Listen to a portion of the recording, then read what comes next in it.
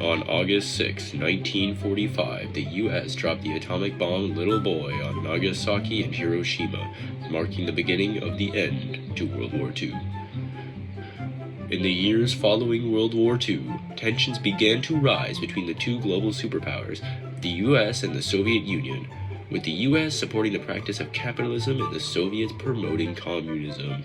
As nations gained their independence and began to expand, the U.S. and Soviet Union targeted them with the intent to swear their political ideas to match that of their respective nation. This tension eventually led to the rise of the Cold War, fought through a series of proxy wars.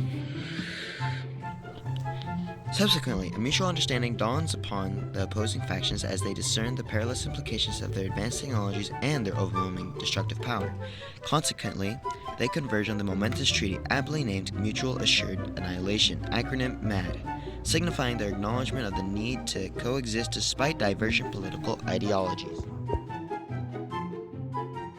In October of 1962, Nikita Khrushchev, the head negotiator for the Soviet Union and the head of their war council, was assassinated. Despite the Soviets' fervent investigations to determine who was responsible for the assassination of Khrushchev, they were unsuccessful. However, due to the long-standing rivalry between the Soviets and the U.S. government was blamed.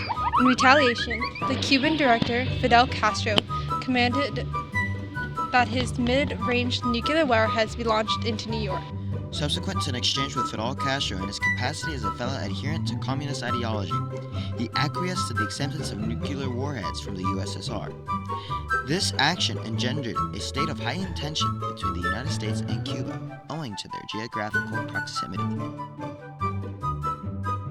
In the winters of 1962, businessmen were enjoying a typical day when they were bombarded with a series of nuclear weapons.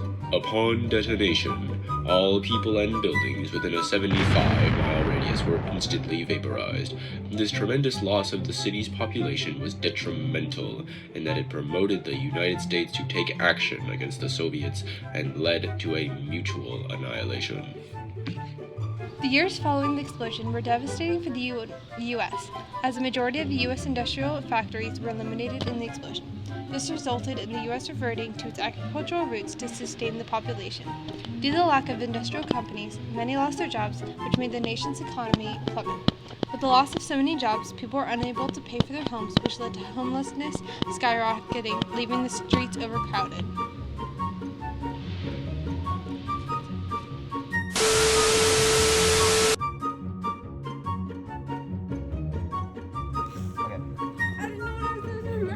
Scene 1, take 2. Okay, we're going good. Wait. Scene 4, act.